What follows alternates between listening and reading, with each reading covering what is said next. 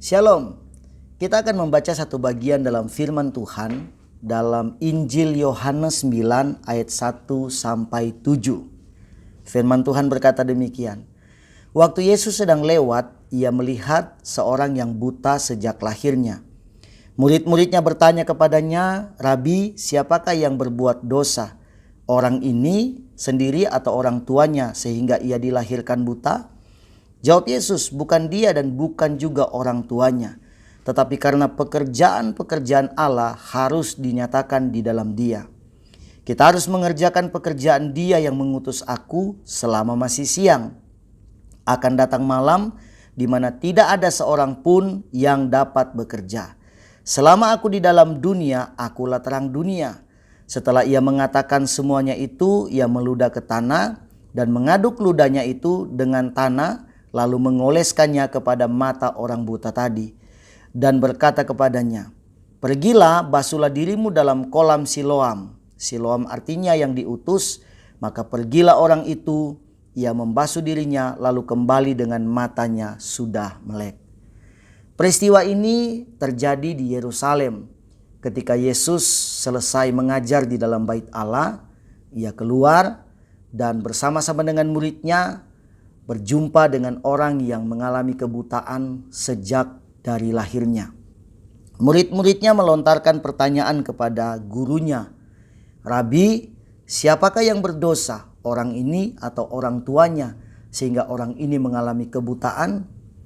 Yesus menjawab, "Bukan orang ini, bukan juga orang tuanya, tetapi kemuliaan Tuhan atau pekerjaan-pekerjaan Tuhan harus dinyatakan kepada orang ini." Saya ingin menjelaskan di kebudayaan atau kepercayaan orang Yahudi kala itu, kalau ada orang yang mengalami kebutaan sejak lahir, itu biasanya orang tuanya melakukan dosa sehingga terjadilah anak mereka lahir dalam kondisi buta, seperti mengalami kutukan begitu. Tetapi peristiwa ini tidak demikian. Orang ini tidak seperti itu. Orang tuanya tidak berdosa, anak ini pun tidak melakukan kesalahan setelah dia sudah lahir mungkin ya.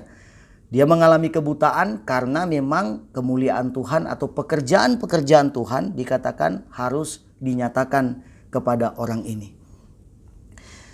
Kalau kita bicara tentang buta, buta itu menunjukkan ketidakmampuan orang.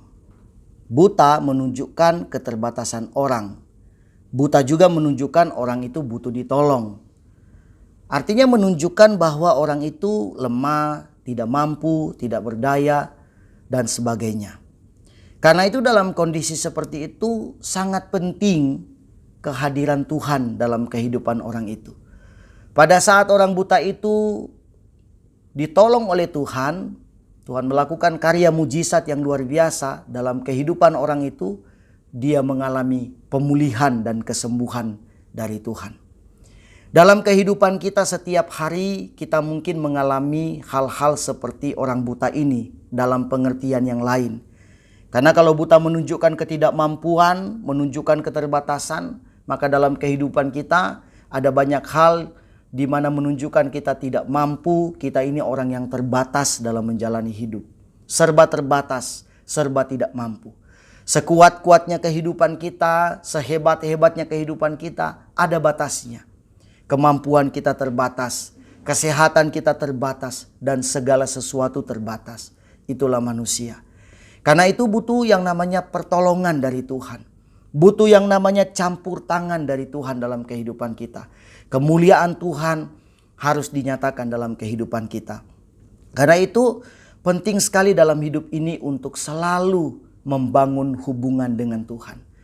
Di tengah-tengah kondisi kita yang sedang mengalami kemelut dalam hidup ini, usaha kita mandek, pekerjaan kita tidak bagus, rumah tangga kita bermasalah, ekonomi kita sedang pasang surut, mengalami naik, turun dan sebagainya, tidak stabil. Berbagai macam hal dalam kehidupan kita. Belum lagi ada bayang-bayang yang gelap di tahun yang mendatang dan sebagainya, menunjukkan keterbatasan. Di situ pentingnya kita melibatkan Tuhan, sepenting-pentingnya dalam kehidupan kita melibatkan Tuhan dalam hidup ini. Karena hanya Tuhan yang sanggup memulihkan apapun keadaan yang sedang kita alami dalam hidup ini. Jangan berhenti berharap kepada Tuhan.